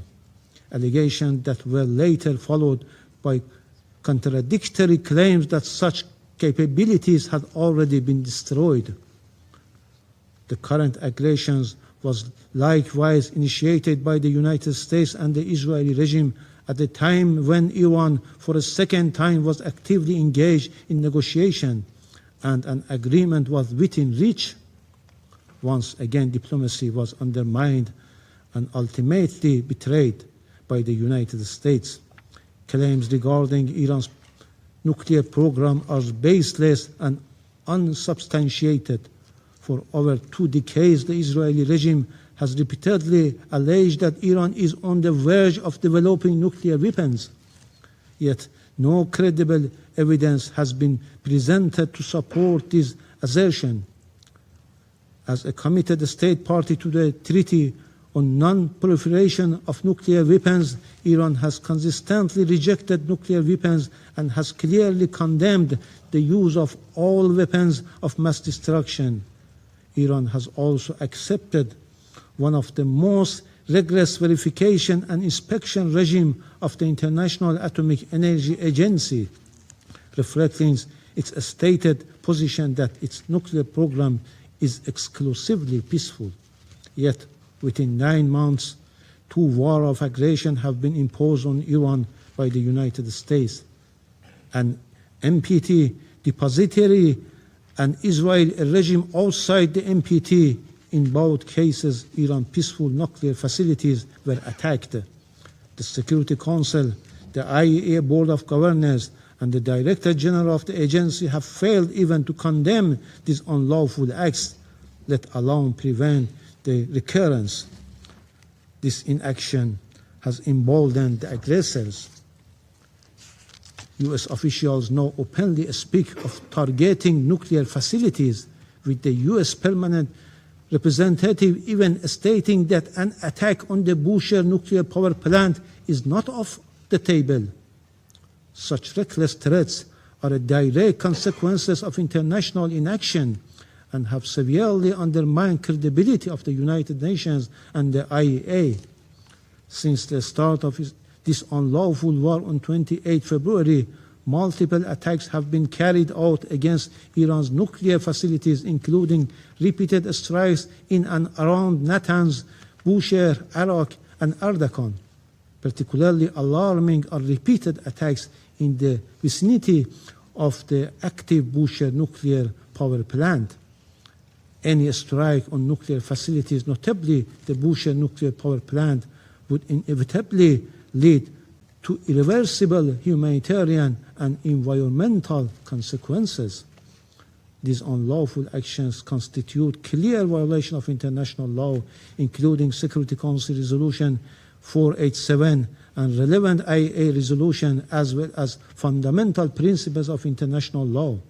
However, this Council continues to defending silence, and today certain members point finger at Iran. Third, over the past 39 days of this brutal war against Iran, the U.S.-Israeli aggressors have crossed all legal, moral, and humanitarian boundaries, committing grave violation and war crimes.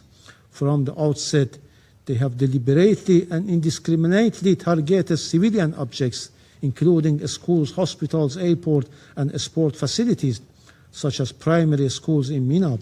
In view of the international community, the United States has slaughtered more than 168 innocent girls at school in Minab.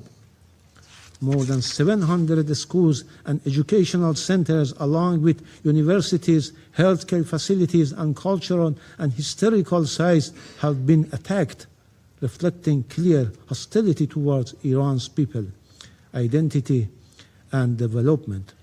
They also struck key industrial and production facilities built over decades despite severe sanctions. At the same time, the U.S. officials have made threats to destruction of infrastructure indispensable to the survival of the civilian population. Such threats, including the U.S. President's call for widespread destruction of essential civilian infrastructure, constitute incitement to war crimes and potentially genocide, and must be explicitly condemned under international law. Fourth, from the outset of this unwarranted and savage war on 28 February, the United States utilized military bases and facilities located in countries of the Persian Gulf region. Evidence indicates that military movement and operational preparation were underway at these bases for the planning, preparation, equipping, and execution of unlawful military attacks against the Islamic Republic of Iran, despite Iran's prior warning that such unlawful action were being planned.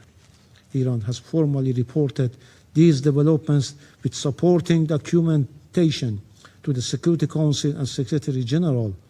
Under international law, states are prohibited from allowing their territory to be used directly or indirectly to cause damage to other states. In addition, they must take all necessary measures to prevent foreign armed forces bases in their territory from committing acts of aggression against other states and must not facilitate or support such acts. In the event of the breach of this fundamental obligation, they bear international legal responsibility. Fifth, Iran welcomes the effort by the Secretary Generals, including the appointment of a personal envoy, to secure an immediate end to this brutal war and uphold international peace and security. Iran stands ready to engage constructively with all genuine diplomatic efforts, including through Pakistan, Turkey, and Egypt, as well as diplomatic efforts by China and Russia, and support any credible initiative capable of bringing about the sustainable end to this unlawful and unwarranted war. In this regard, Secretary General Personal Envoy is currently en route to Tehran to pursue consultations. Iran categorically rejects a temporary ceasefire, particularly in light of the June experience, when hostilities resumed under false pretext.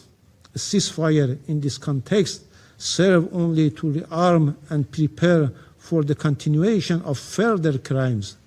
Any viable solution must ensure a definitive and irreversible end to the aggression and establish a just and durable peace grounded in credible and verifiable guarantees against any recurrence. The United States and Israeli regime must bear full responsibility for harm and suffering inflicted upon Iranian civilians civilians, objects, and critical infrastructure and must be held fully accountable. Individual criminal responsibility for serious violation of international humanitarian law, including war crimes and crimes against humanity committed in Iran, must be pursued without exception in accordance with international law. The Security Council cannot remain passive. Instead of submitting a one-sided and politically motivated draft resolution, it must act to end this brutal war, demand the immediate and unconditional cessation of U.S. and Israeli attacks, and take decisive measures to ensure accountability for all their violations. Finally, with regards to the United States President's explicit threat of massive war crimes and target and destroys Iran's critical civilian infrastructure, this threat constitutes a flagrant and egregious violation of the IHL and the most fundamental rules of governing armed conflict. The United States would bear full and undeniable responsibility for committing a manifest war crimes and a crime against humanity. Iran will not stand idle in the face of such egregious war crimes. It will exercise without hesitation its inherent right of self-defense and will take immediate and proportionate reciprocal measures.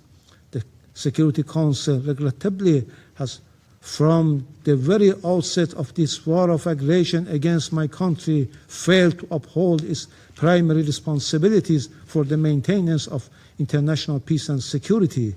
That failure does not and cannot deprive Iran of its lawful right to act. Iran's response is firmly grounded in international law. There must be no doubt Iran will take all necessary measures to defend its people, safeguard its sovereignty and territorial integrity, and protect its vital national interest with full resolve. The United States and the Israeli regime will bear responsibility for all subsequent consequences, regional and international. I thank you. I thank the representative of the Islamic Republic of Iran for the statement. I shall now make a further statement in my capacity as Minister for Foreign Affairs of Bahrain. أصحاب السعادة، باسم مملكة البحرين أود أن أعقب على ما ورد في كلمة مندوب الجمهورية الإسلامية الإيرانية من ادعاءات باطلة حول مهاجمة القواعد الأجنبية في دول مجلس التعاون. وأقول: لقد أعلنت دول المجلس بكل وضوح أنها ليست طرفا في هذه الحرب، وأن هذه القواعد لم تستخدم في الهجوم على إيران، وكانت إيران تعلم تماما أن هذه القواعد أخليت من العناصر العسكرية، ولكنكم أطلقتم علينا آلاف الصواريخ البالستية والطائرات المسيرة دون مبرر على مدى أكثر من شهر ودون توقف. اعتديتم على دولنا في رمضان ولم تراعوا حرمة هذا الشهر الفضيل، وهاجمتمونا في أيام العيد وأنتم دولة مسلمة، وتربطنا وإياكم روابط الجوار والعقيدة والثقافة والتاريخ المشترك، ومع ذلك تجاهلتم كل تلك الروابط والصلات. ادعيتم أنكم تهاجمون القواعد العسكرية، فهل البنى التحتية ومحطات الكهرباء والماء والمنشآت المدنية والمصانع ومنشآت التكرير والجامعات والفنادق والمساكن قواعد عسكرية؟ وهل المناطق السكنية بمن فيها من مواطنين ومقيمين من نساء وأطفال وكبار السن قواعد عسكرية؟ لقد انتهكتم ميثاق الأمم المتحدة والقانون الدولي والقانون الدولي الإنساني وقانون البحار ومبادئ حسن الجوار، ولم تراعوا القيم الدينية والأخلاقية والإنسانية. ولم تلتزموا بقرار مجلس الأمن رقم 2817 وقرار مجلس حقوق الإنسان في جنيف رقم L38، وأغلقتم دون وجه حق مضيق هرمز، وهو ممر مائي دولي ملك للعالم وليس ملكا لإيران. قمتم بأخذ الاقتصاد العالمي رهينة بطريقة إرهابية، فحرمتم دول العالم من مصادر الطاقة وإمدادات الغذاء والدواء، وعطلتم حركة التجارة العالمية، وسببتم خسائر كبيرة للاقتصاد العالمي، ودفعتم 45 مليون شخص وبالأخص في العالم الجنوبي إلى المجاعة. اعتديتم أمام مرأى وسمع العالم على دول جارة لكم تربطها بكم علاقات طيبة على المستوى الاقتصادي والتجاري والاجتماعي وحتى السياحي. لقد تحلينا في دول مجلس التعاون بالحكمة والصبر أمام هجماتكم الصاروخية المدمرة، ولم تطلق دولنا رصاصة واحدة على إيران، ولكن دافعت قواتنا الوطنية الباسلة عن سيادتنا وأمننا واستقرارنا وحماية مواطنينا والمقيمين على أراضينا، ونمتلك كل الحق في الدفاع عن أوطاننا وشعوبنا بموجب المادة 51 من ميثاق الأمم المتحدة، والتي أكد عليها القرار 2817.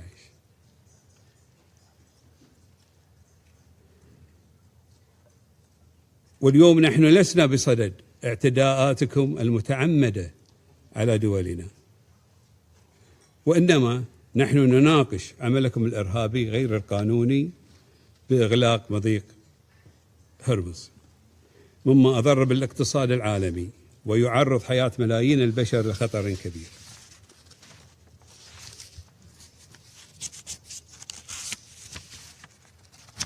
I resume my function as President of the Council.